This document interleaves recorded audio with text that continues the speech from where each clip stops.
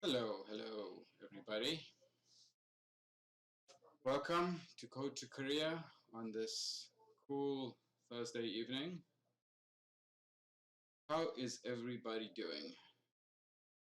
Suspect it may be a bit of a quiet stream this evening as President is giving his speech any minute now. Good stuff, good stuff. And right on the verge of the Easter long weekend. How about that? Yeah, true. He's not the most punctual, but I must say, compared to a lot of places, I can't complain about what he's doing, about what our government is doing. They're really putting in a lot of effort to try to fight this thing. How's everybody's week been? I mean, the week's over, so that's fantastic. Oh, really? Today is working Friday. It's the end of the working week. Yeah, it is. Time is really weird with every day just like really being the same. It's like weekdays and weekends just kind of flow, and more than once I'd be like, is it the beginning? Is it the end of the week? Where about are we now?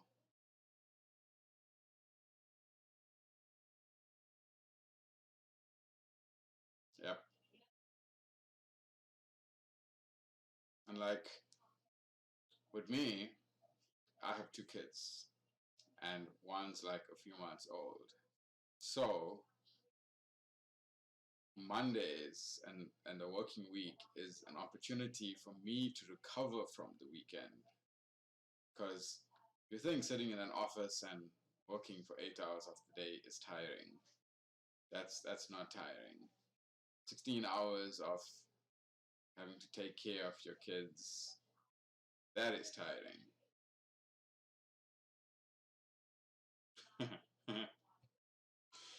When was it? Was it yesterday? YouTube just randomly suggested this fox rescue video. And so I've just been like binging a lot of their videos because it's like foxes are like huskies in so many ways. So watching them has just been fantastic.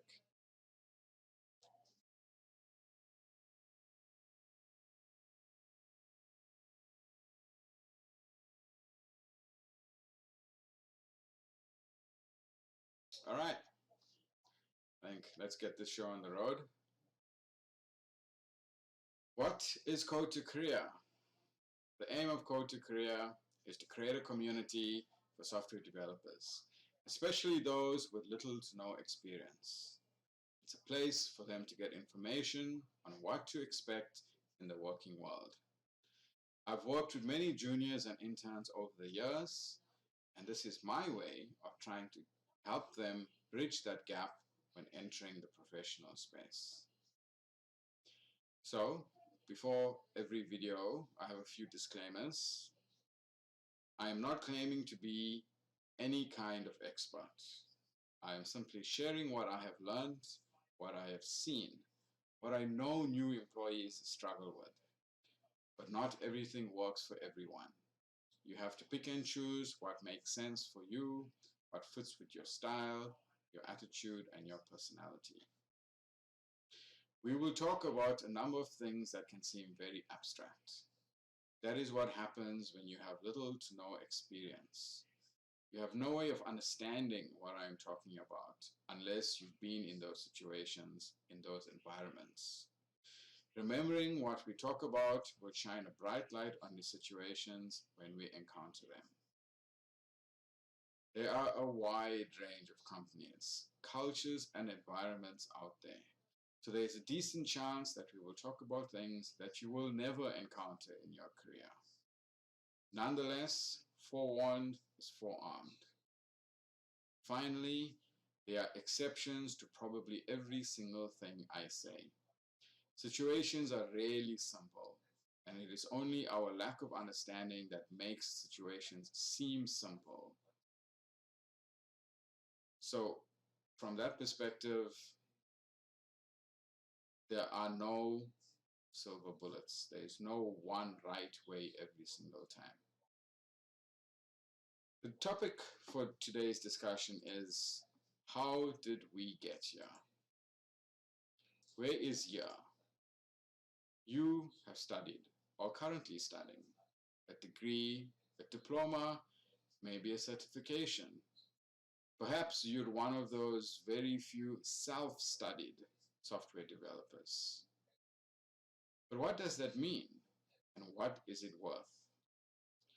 We are going to look back from success at school, to success at college, to success in our career, and see how these different environments that we have been in have shaped the way we think, the way we approach problems, and the way we look ahead to what is coming. In school, there was a lot of luck involved in success. Your ability to memorize, the ease or difficulty with which you understood concepts, even which part of the year you were born, all made a large difference. Even in high school, if you're 9 months older than your fellow students in the same grade, there's a significant amount of mental growth difference. Now, some of you may say, but by around grade 11, everyone is on the same level of maturity. And you would be correct, except for one issue. Still, some have more experience at that level of maturity than others, simply because they got there sooner. So those born at the right time of year still have an advantage. And this is just the luck of timing. Genetics are a completely different ballgame. Your personal upbringing, your family, your financial situation all make a large difference as to where your mind has matured to while you're at school and how much maturity you gain during that time. Now, hard work goes a long way, but it is a massive amount of effort to get near the top. But rarely will you be at the top unless you've got some sort of advantage coming in. Again, there are exceptions. Because of the way the school system is set up, it is not a level playing field. And many students don't realize this. Eventually, you get the grades you get in grade 12, and then it's time for college. And for many students, this comes as a real shock. The freedom during this time lead many astray, especially because it's in such a strong contrast to just so much stress leading into that grade 12 year. Parents are pushing their children, even if they've never been interested in the previous 11 grades, in that year, the pressure is on. But then all of a sudden, you reach college and the lecturers don't care whether you attend or not. Your marks are based simply on the effort you put in. And there's no one holding your hand, there's no one forcing you to do anything. And it's during this time that many students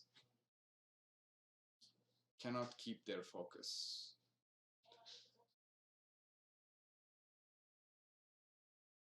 The freedom during this time leads many students astray. And this is particularly problematic since success in college comes usually only from one thing: hard work. And suddenly Those guys who are hitting 6 A's with little effort, some of them are failing and dropping out. And those who are working hard for every B or C or A, they are suddenly doing great. In my first year, in 2 separate lectures, we got the dropout story.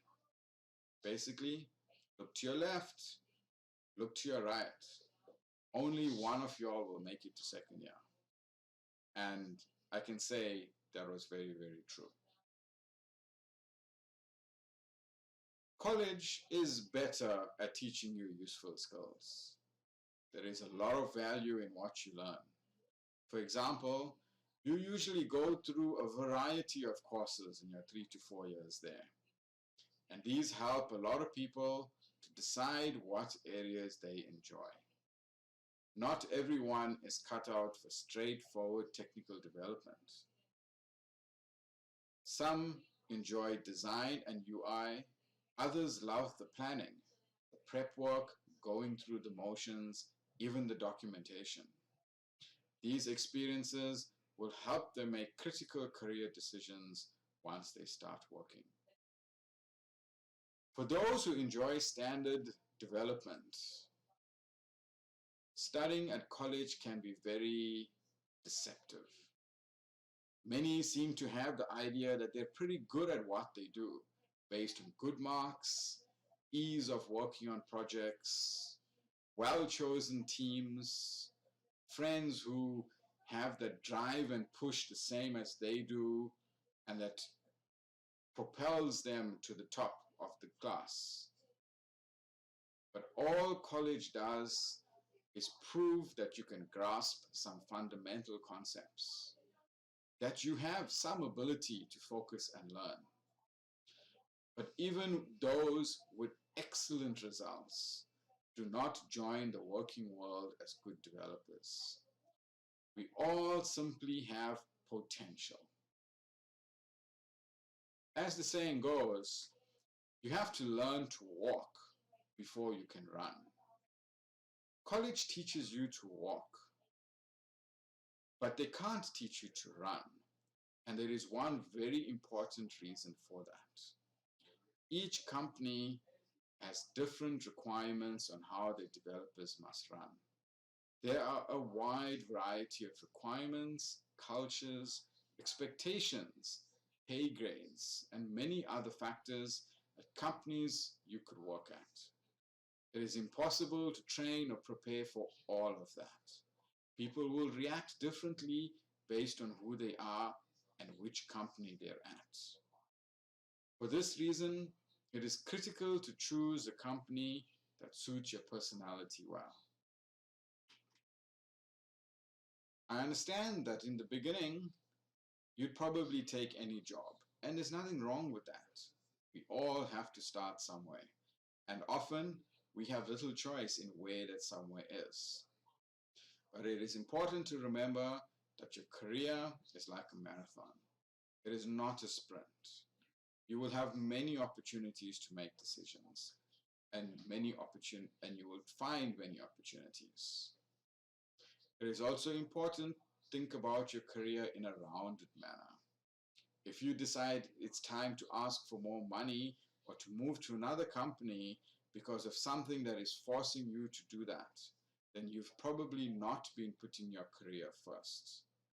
You should have been making these moves as soon as the opportunities have occurred, before some outside factors have pushed you and forced your hand to try to make these moves. And trust me, it's not easy. It's not one bit easy. It is difficult to push back against managers, against human resources, to push forward in other companies who will ask questions like, but you're only in your current position for 6 months. How come you're looking to move again? And you need to have those answers at that time.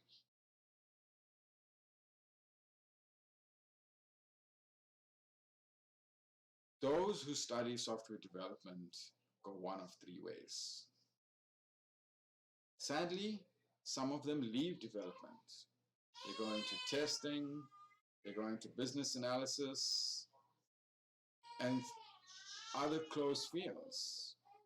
And that is perfectly acceptable.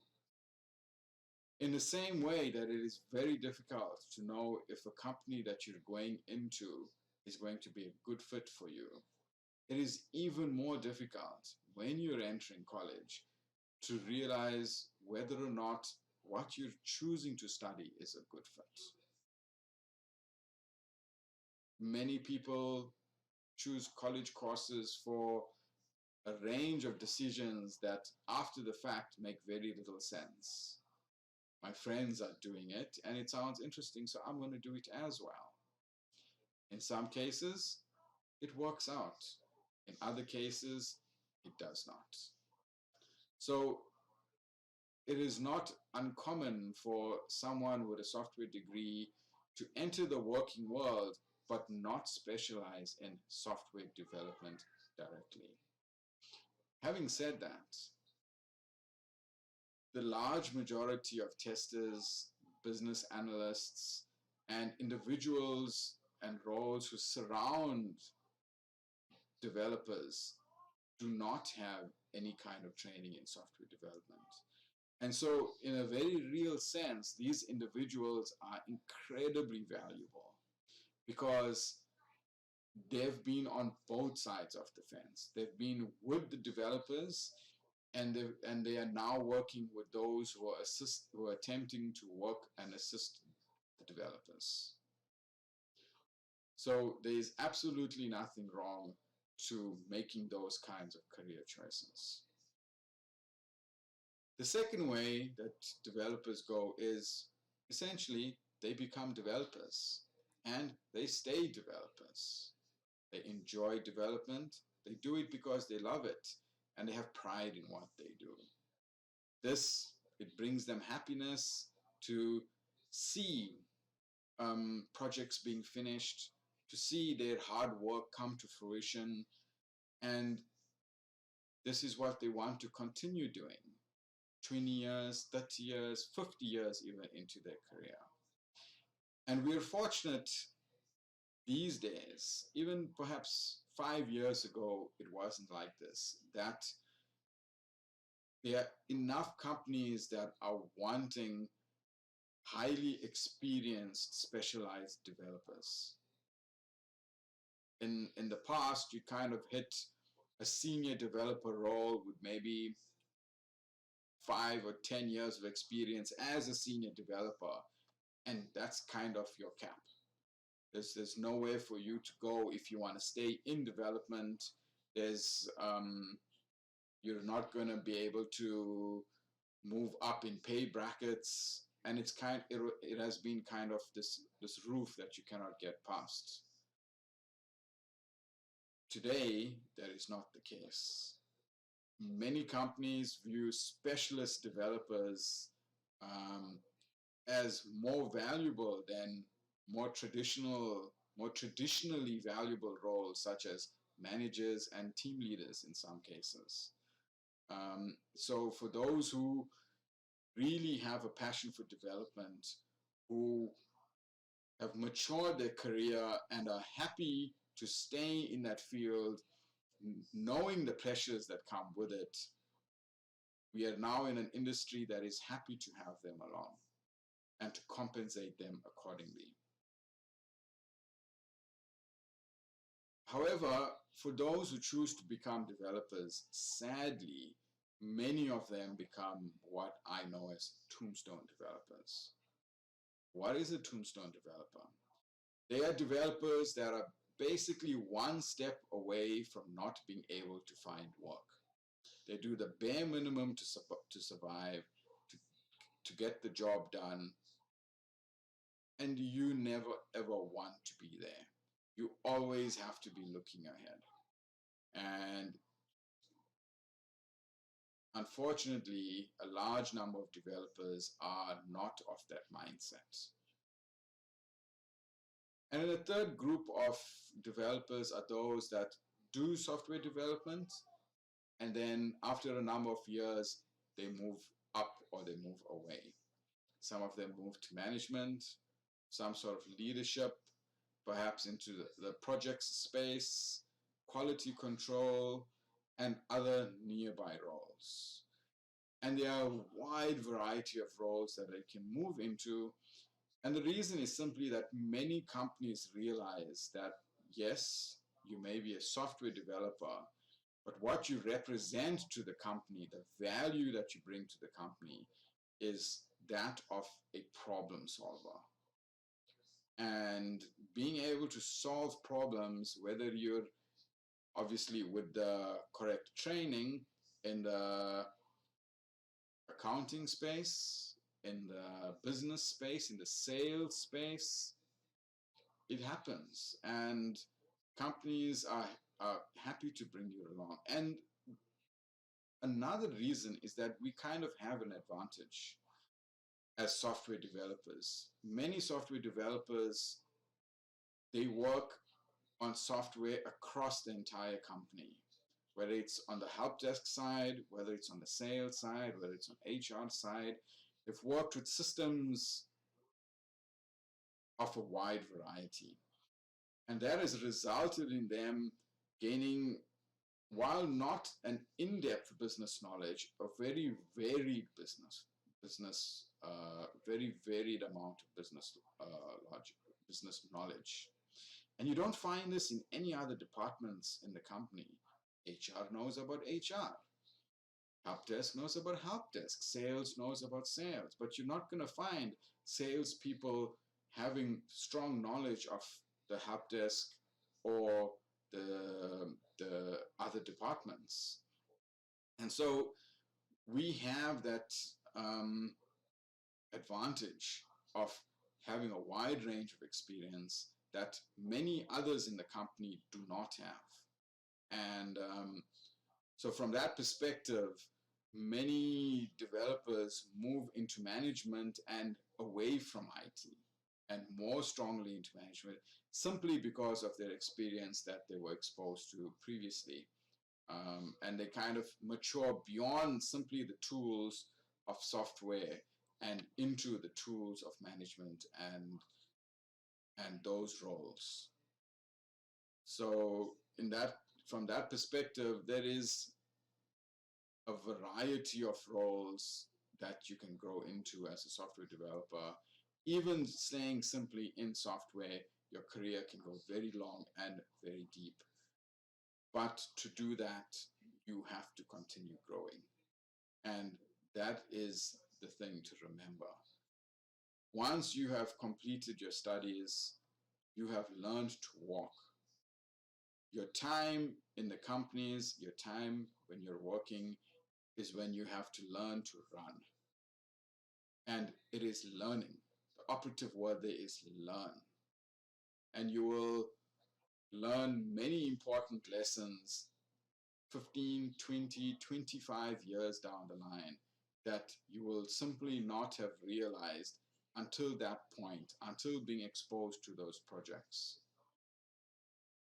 But the operative thing is, you have to keep learning. Your learning has just begun. And sadly, many developers don't realize that. They come in with the mindset to say, got my degree, maybe I've got my honors, I've got these great marks, now all I've got to do is work. And that's very far from the reality. Okay, so there we have it. That's largely today's discussion. Are there any questions? Let's see, there's a comment here. Yes, I've seen this happen quite a lot. Top students who end up dropping out of college, the guy who just scraped through matric doing the best in the class.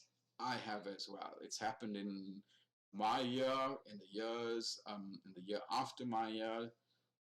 That's how it goes. Hard work pays. That's the reality. So yeah, the guy who came second in our matric grade, and we're talking like eight 95% pluses with one or two 100+ marks because of the way these marks work. He dropped out.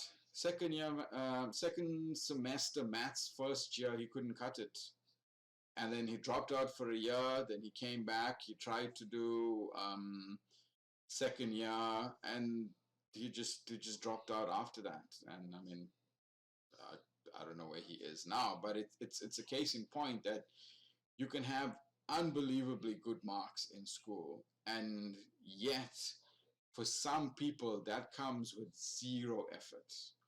I mean, I have family who have, the day before the matric exams or the evening before the matric exams, they're out, you know, playing pool, and they have no need to study because they know they're going to go into the exams the next day, and they'll probably get an 80 or a 90 simply from what they remember during class and maybe one round of revision, and they're good.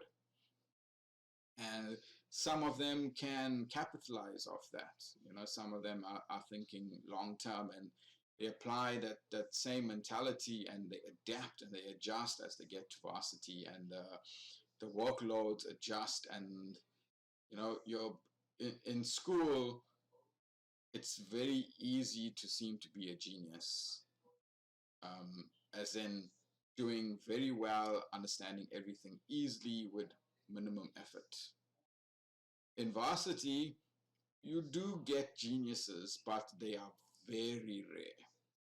In most classes, in most campuses, you probably won't have one in your class, and that's the reality. But they do come along every now and then, but it's very rare. And the bigger problem, the much more common problem, is those who perceive themselves to be geniuses based on previous results in school, and suddenly varsity is a whole nother ballgame. Not even counting the new situations you'll be exposed to, the new social pressures that you're going to introduce to, the freedom, and the real requirement for self-discipline, which for many people does not exist until that point. Most of us in school, our parents are on our case, our teachers are checking homework, we're constantly being reminded. We got our days cut up into classes and homework time and that kind of thing. And our lives are very run for us.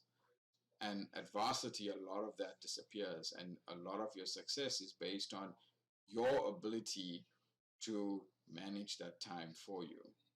It's not to say that you need to work 12-hour days. That's not what I am saying. And the reality is, anyone of average intelligence, if they sit and concentrate and dedicate their time at the college level, they're going to get nowhere near 12 hours a day, simply because the amount of work is manageable. But you got to do it every day.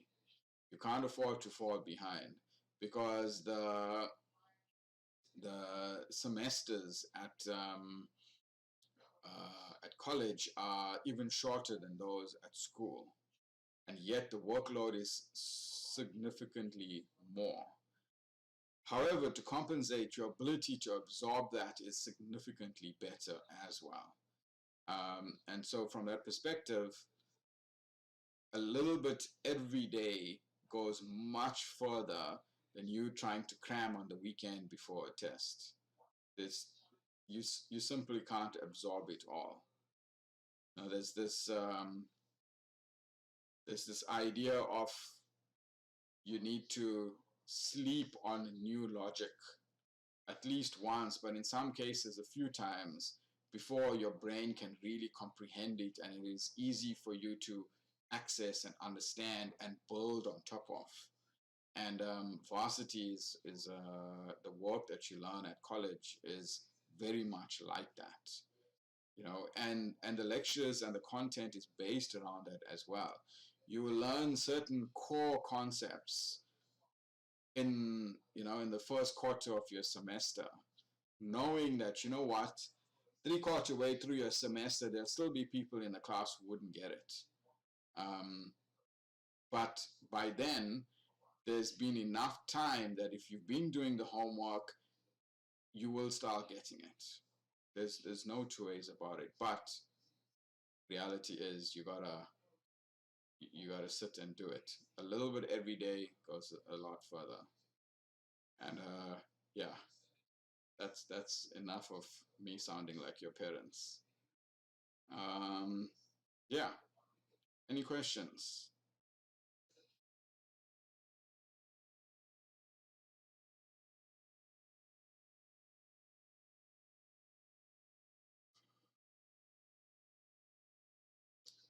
Let's have a look at. There we go. We've got someone here in Discord. So we have a Discord server as well for those of you who are watching these when they are not live. Please, if you just scroll down below the video, there's a link there. You're welcome to sign in, join in. I'm available most times. There's a questions and answers channel. Please drop your questions in there, and I will answer them as soon as I can.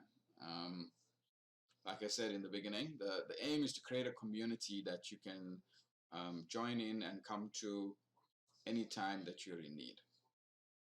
All right, let's have a look here. Going out of college, what is the best way of going about finding a job? Should I just submit my CV to software companies?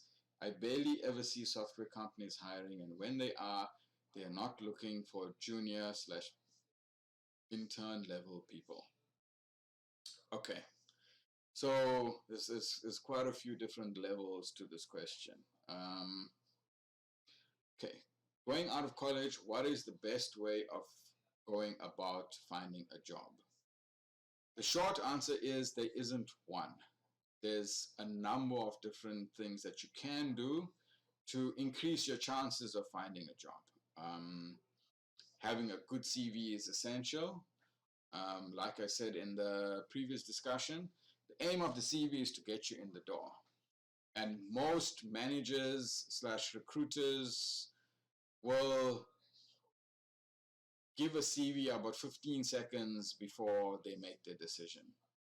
So if you're going and pasting in your matric certificate and a copy of your degree, you're gonna miss the mark in a big way. Your CV, 1 page, 2 pages tops, and it is just there to have the most critical information. Yeah. So the aim of the CV is to get you in the door, and so the second part of that becomes, how do I get that kind of critical information on the CV? And again, there is no one answer. There are, you know, in the same way, there are many different flavors of software qualifications.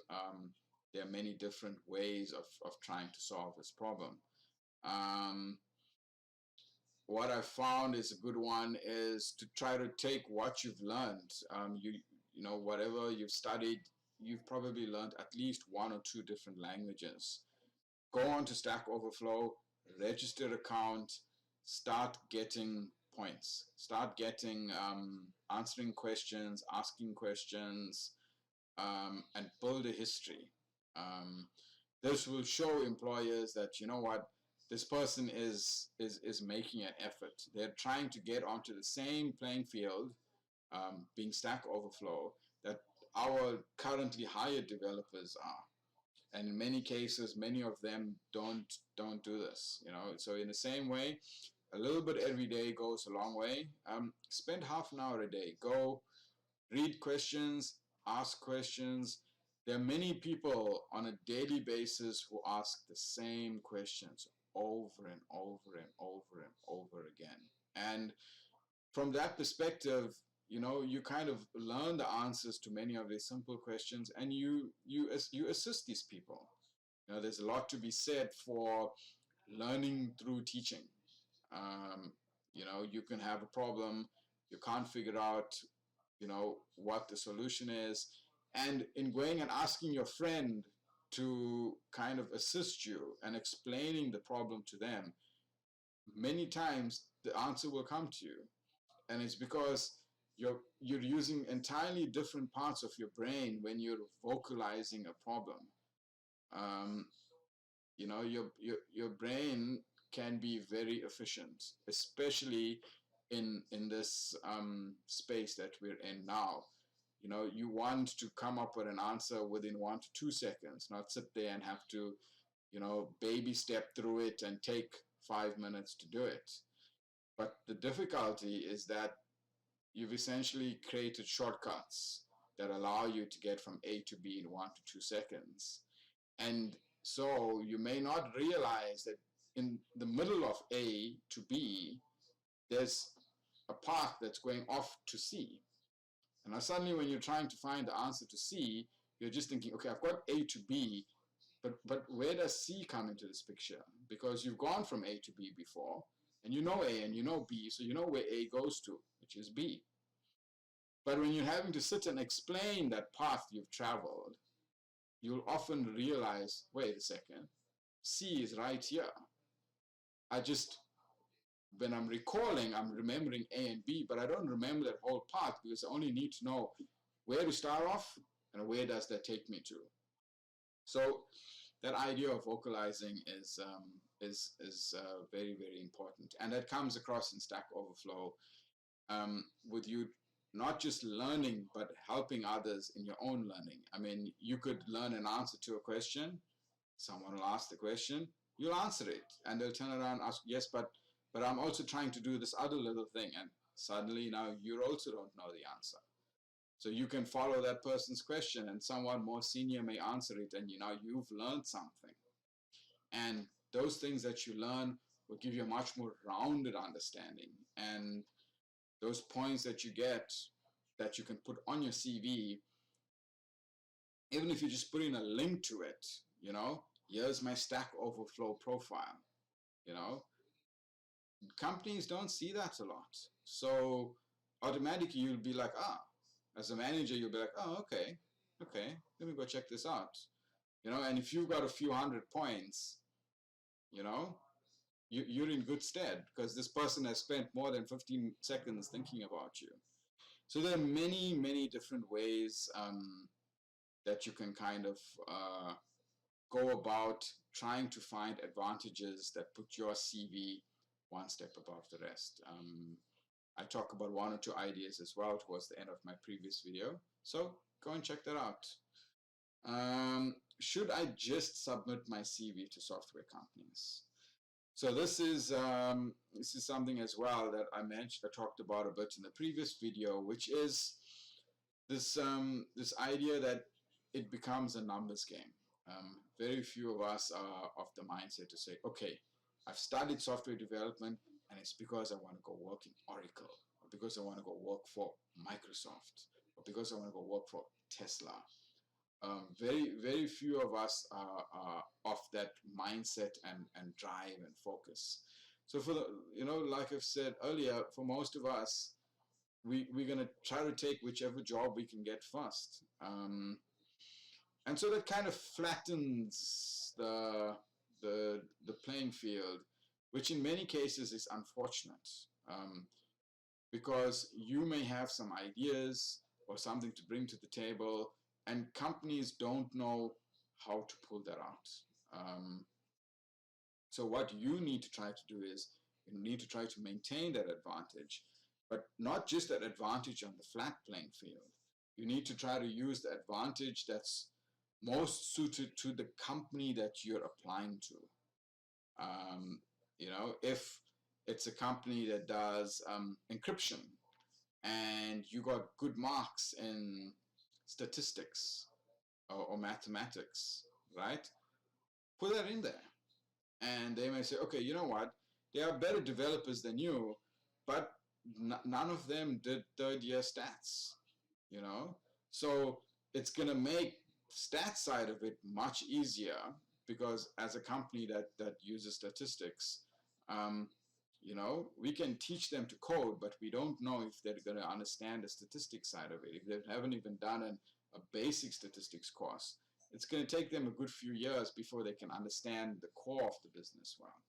So it's that kind of thinking to see who is this company, what do they do, and kind of approach them directly. Um, Many of us try to go through recruiters, and there's upsides and downsides to recruiters. The upside is that they kind of have their thumb on the environment. They know which companies are looking, what they're looking for, and can access them easily. Companies will come to recruiters and say, okay, we are looking for 2 juniors, or we're looking for 2 intermediates, but we'll consider 2 good juniors. And so the recruiters are often looking on behalf of the companies. So in that sense, their accessibility is good.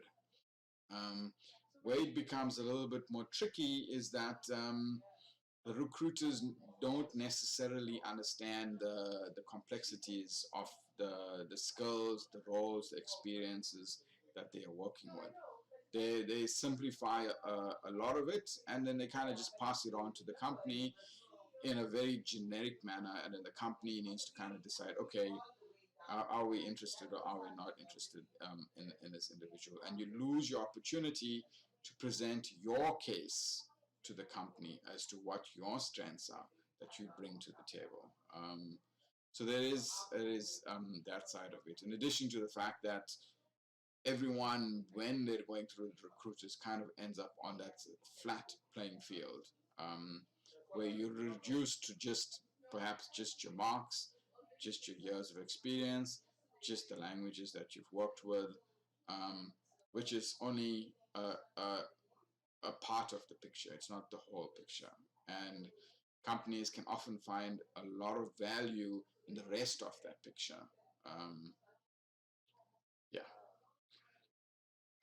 I barely ever see software companies hiring, and when they are not looking for junior/intern level people. And this is the reality. You know, part of the aim of this channel and its community, and the idea that I want to push, is that people need to learn beyond what they're being taught at their educational institutes. It's not enough. Unfortunately, it is just not enough. There is a lot of demand for software developers, not just in Durban, not just in South Africa, all over the world. And the reality of that is that companies are hiring people with less experience than they would have for those roles. But the consequence of that is there's more pressure on those individuals, because when you need 3 seniors, you're hiring a senior and 2 intermediates, but you expect and you're pressurizing those 2 intermediates to work as seniors. And that happens with intermediates, with juniors, even with interns who are, you know, on internships while they're still studying. And, you know, there's a lot more pressure on them to cross that gap quickly, and it results in more burnout. You know, you're coming in to a company, it's a foreign environment, you're working with systems you've never worked before, you've never seen or heard of before, and they're pushing you to try to be productive from day one. And that makes it really difficult for the level of knowledge that most software developers have when they come out of college. So to increase your chances of surviving and getting into the door, you need to use this time to push your knowledge as far as possible. As they say, to bridge that gap, that technical gap. so that, you know, it's not such a harsh reality when you do start working. Um, Having said that, it isn't always like that. Many companies are quite understanding and accepting that you have very little experience. Um, there is going to be some hand holding and, you know, some support, and some space given to you to catch up to their standards. But your value is what you bring to the table. And I've seen many juniors join the company with zero experience and be let go a year later because across the span of an entire year they could not cross that gap. um, after the end of that year, the company basically said, okay, this person is just never going to get there. They're just ultimately too slow. They're not understanding. They're not picking stuff up. And you know, we've basically paid them for a year, and it's not just what they actually pay you, but what it costs them as well in terms of senior developers spending time to explain things to you, team leads sitting in meetings to explain parts of the business. They've lost that time as well. So you need to try to bring that value. And they are, and other companies know it. You know, if they see, oh, okay, you're looking for work, you've been at this company for 1 year, and now you're out of work. That is immediately red flags, and it is something that is very difficult to get away from. So that year that essentially many companies give their juniors, you want to get started on that year before you even start at that company. And the way to do that is to learn. Go out there and learn. Now, it's easy to forget that when you're studying, you're kind of given everything. Um, it's very rarely a scenario that a lecturer says, okay, I'm giving you a week. I need you to go and solve this problem. Good luck. I'll see you in a week. But the reality is, a lot of software development very quickly becomes like that.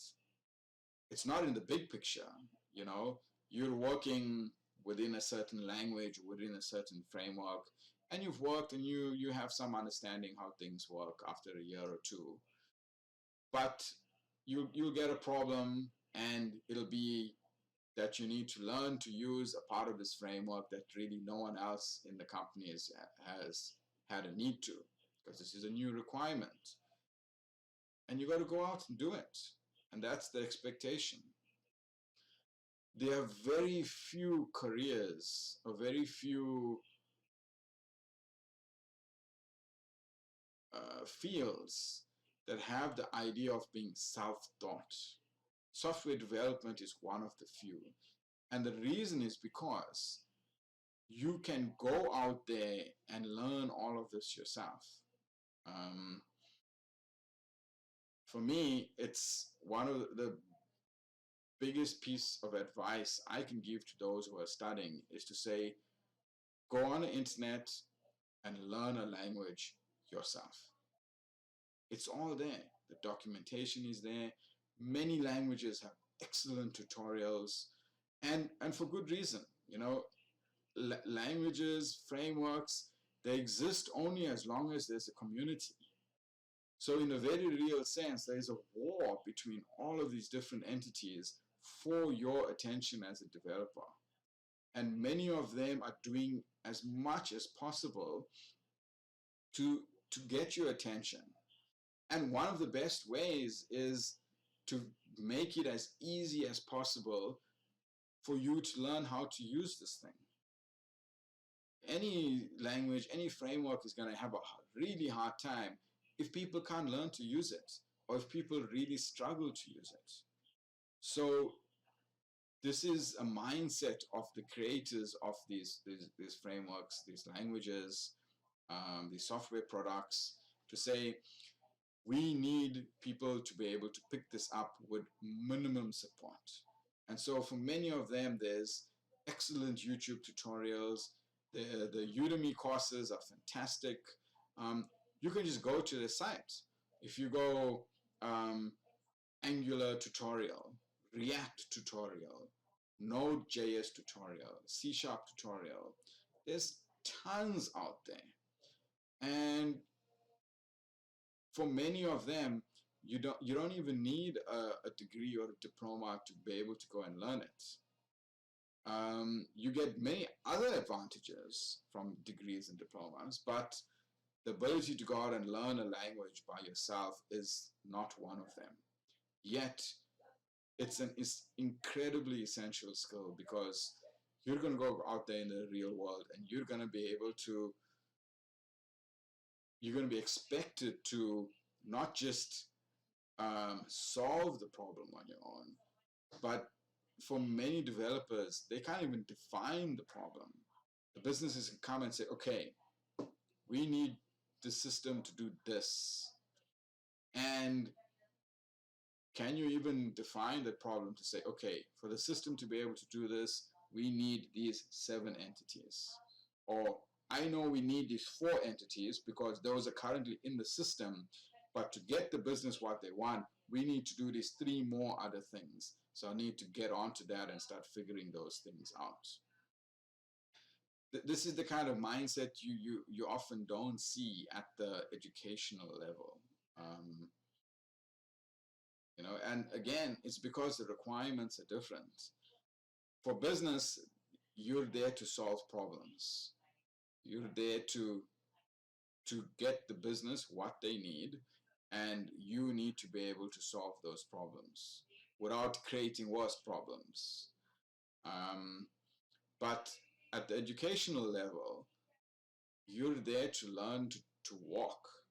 So the focus is very different. They want to give you a wide experience of topics. They want to see if you can learn the basics of a simple language. You don't need to know it in and out. You don't need to know all of the complexities and the efficiencies of it. You don't need to know coding styles, testing styles. You need to be able to know what a function is, what a variable is. You need to be able to use them and join them and build complex objects out of simple things. You need to be able to know what a test is. You don't need to be an expert in writing tests. However, once you cross that boundary into the working world, you do. So the best thing you can do is start that journey as early as possible. That is what is going to bring value. You're going to go to a company, they're gonna see that, oh, okay, you've done a bit of unit testing in your studies, and so have you ever used this framework? And it happens to be the framework that they're using at their company, right? In some cases, they can see on your face that you've never even heard of that framework. And that's your interview right there in a nutshell. That one question can determine the course of your interview, because the reality is 95% of the other juniors are also not going to know what that testing framework is. And probably there's someone who did a 2-month internship, and he'll have the advantage. Or there'll be someone else who'll have done a language on their own in the 3 months between their exams and finding work, and they'll give them the advantage. And if you happen to have at least heard of, and even better, if you've worked on that framework, if you say, okay, I created this little website and I use this testing framework, that's it, you're in the door. Because already you're head and shoulders ahead of the other guys that you're competing with. And so you need to try to push to fill those gaps. If people who work at certain companies, ask questions. Other developers, ask questions. We're here, ask questions. I'm hoping that this community grows, that we have not just those who are searching for answers, but we also have those who have answers, who have years of experience, who have gone through good times and bad times, and they're there to share their stories, to share their advice. Because the reality is, software development is a skill, but a software career very much is an art. And the reason for that is that we're all different. We have so many different types of people who are studying software. It's easy to generalize them into, oh, we've got the introverted, nerdy guys, who are doing it because they get to also play computer games. Many people group software developers into that. And there are a number of them that are like that. There's no doubt. If you have to say, what is the biggest group of software developers like, you're going to get an answer close to that. But it's only because there are so many other different types of individuals who are in the software development space that there's so much variety among them that there are no big groups in that sense. But there are there are many different varieties. On the other end of the scale, or to the nerdy, geeky, introverted type, there are those who, they work out, they're very extroverted, they're out there, they want to be heard, and they're going in the opposite direction, yet they're every much a software developer as anyone else. So there's a wide variety of individuals out there, and from that perspective, there's no one way to build your career. It's an incredible number of combinations between the type of companies that you're exposed to, the actual skills that you've learned, your natural strengths and capabilities, your personal work ethic, so many different things that can determine where your career can end up with. But the worst thing is to kind of be at the whims of the universe, to say, okay, I'm at this company, yeah, I'm kind of stuck here, I don't like what I'm doing, I guess I should move. Yeah, they're not going to pay me more money. Yeah, let me go try some other companies. I'll talk to my mates. I'll send out some CVs. We'll see what happens. Then you're going to get what you're going to get. And unfortunately, what you're usually going to get is the bottom of the barrel. Nobody with that kind of attitude is going to interview you and say, yeah, we've got someone that's going to be really good. He's going to set the standard for our other tombstone developers that we've got in our team. And he's going to help us pull up their socks and get everyone to a higher standard. They're not going to see that. So you got to put in the effort to try to be that kind of person. Spend time on your career, think ahead, speak to people, and I understand if it's difficult. Many of us have poor social skills, myself included. I can do this because I'm looking at screens. There could be 2 people on the other side, or there could be 2,000 people on the other side. I'm basically seeing my screens, and that's what gives me enough confidence, strength to do it. So today, in the day of email and chat, you do not have to be driving to 10 companies in a day to go and speak to every single manager. There are other ways. And companies are also aware of this, and they are open to these things. So yeah, that's it. There's just way too much for me to just talk about it.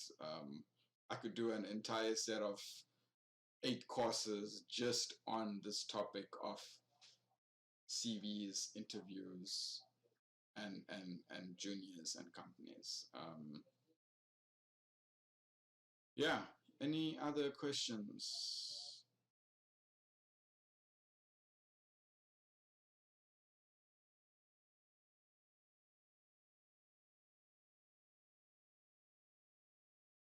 All right.